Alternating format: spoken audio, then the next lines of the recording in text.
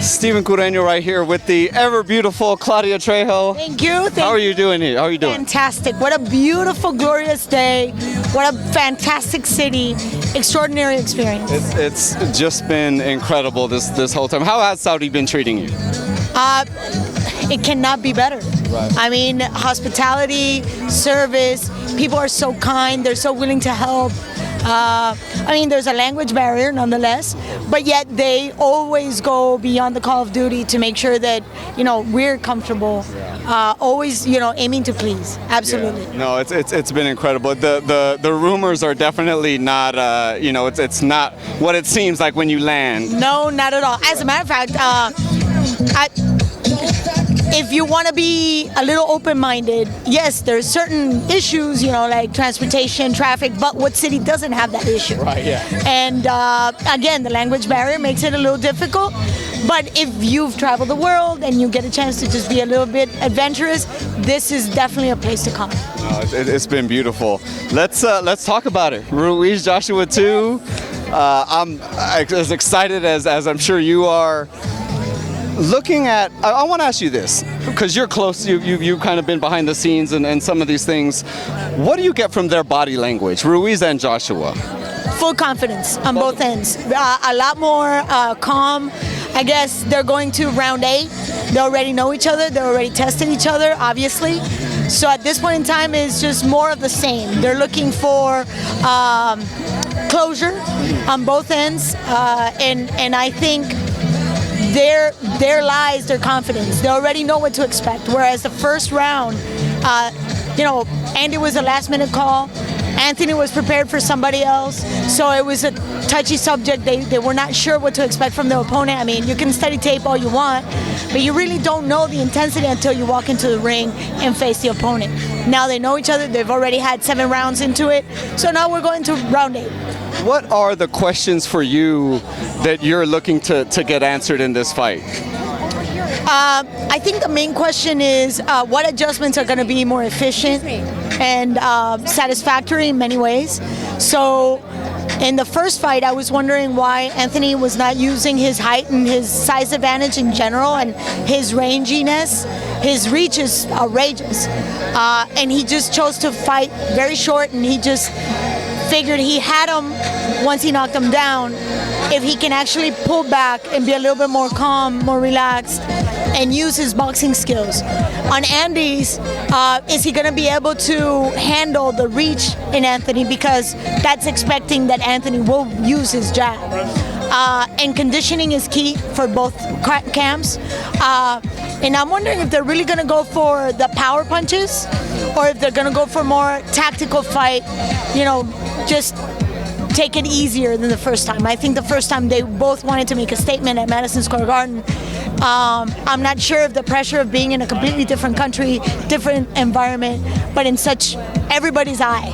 I mean, they're on everybody's eye because this is as big as Rumble in the Jungle, Thrilla in Manila, because of the experience. Completely different country, completely different rules. Do they want to make a statement now? I want to know mentally who's going to be more prepared to handle the pressure on Saturday. I agree. I feel the mental aspect is going to be the big thing. I feel especially on maybe Joshua's side, because when Andy hits him again, are those demons going to come back? Is he going to be like he's good now because maybe he did prepare better, or whatever the case may be? That's a very good question, and I like the way you call it demons, because he did hit the canvas against Klitschko. And another thing, when we talked about Joseph Parker, he almost begrudged the fact that he didn't finish that one off with a knockout. So is he willing to sacrifice, open himself up to, again, just add another win by KO? Or is he willing to understand that not every fight has to finish before the final bell? I think maturity comes only when you fall and you get up. Maturity is what allows you to measure your abilities and vulnerabilities and understand that you got to work on those no matter what. And if you're winning, you see no reason to take a look back and change. So I'm hoping that we see a more mature, a more complete fighter, even though he is already. But I want to see that in the ring on Saturday. That's what you make a very good point, because Joseph Parker's the only person he hasn't stopped.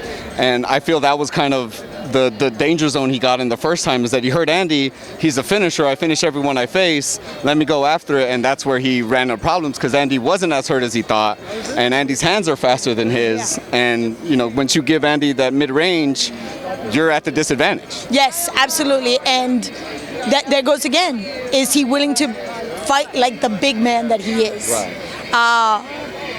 He's got all the skills, they both do. These are extraordinary fighters, great athletes, extraordinary work ethic. They know exactly what it means to be here on December 7th.